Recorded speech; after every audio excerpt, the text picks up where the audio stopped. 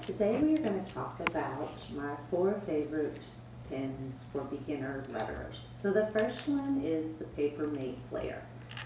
The reason I like this pen is it's a good amount of thickness and it is not a brush pen. It is just a regular marker pen. So for beginners, it's really great to practice your shapes of your letters, because when you're lettering, doing hand lettering, you definitely want to make it a little fancier and a little more exaggerated than your normal handwriting. You can see here that, if I was writing the word Paper Mate, I wouldn't be using big loops on my R's or using letters that drop down below the baseline.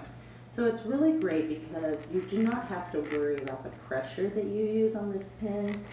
You just write your letters in a normal way as far as using the pressure for how you're writing. So it's really great for practicing, just getting your letter shapes all figured out for when you're doing hand lettering, since it is a little letter.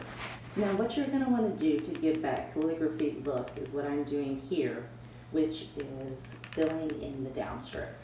So this is the other reason that calligraphy is great for beginners.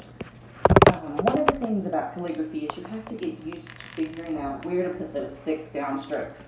So if you do it in 2 steps, like I'm doing here, which is often referred to as faux calligraphy, it allows you to draw the letters and then go back and figure out where those downstrokes are and fill those in. So then when you switch to your brush pen, you'll have already figured out where each of those downstrokes are, and you can go back and not have to think about it so much when you're using the brush pen. It'll come more natural because you've already practiced filling in those downstrokes when you use the Paper Mate.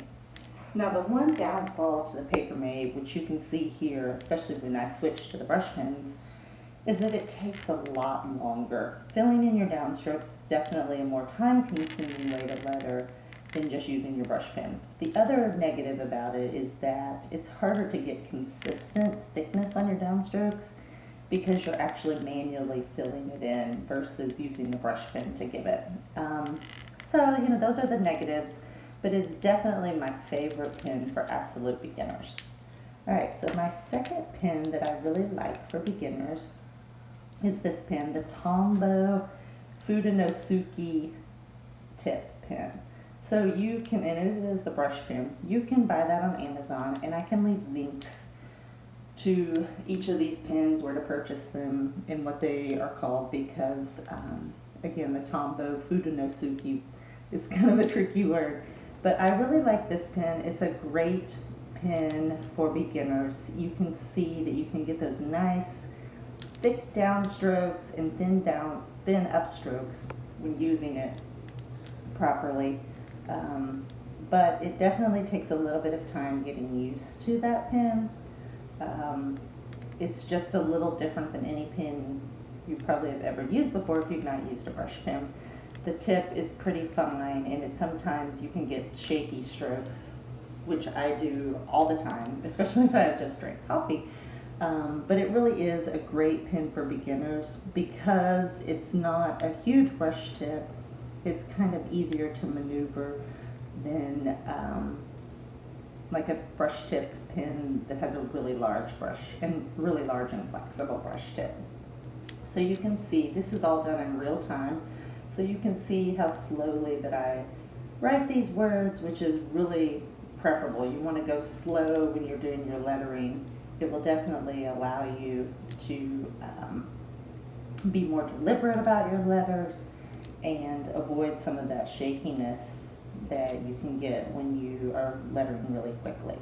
So again, this is the Tombow Fudenosuke, and it comes in either a soft tip or a hard tip.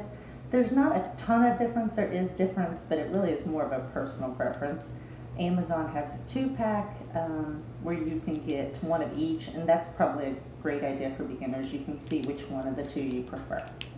All right, so my number 3 lettering pen for beginners is the Crayola marker. This one is one of my favorites to recommend because pretty much everyone has that in their home.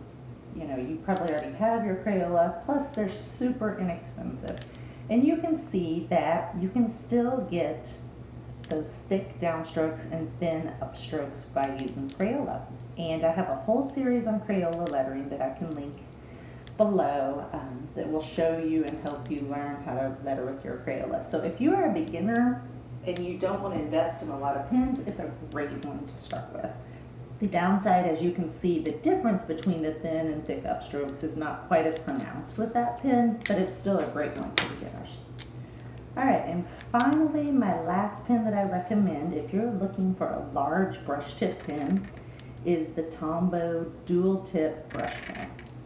Now, when I was starting out and switched from the Papermate Flair to the brush pen, I actually preferred this pen to the Tombow Fudenosuke. For me, it was just easier to get those thick downstrokes and thin upstrokes and see a really varied difference between the two with this pen. So it is definitely one that I like for beginners. It is really flexible, so it takes a little bit of getting used to.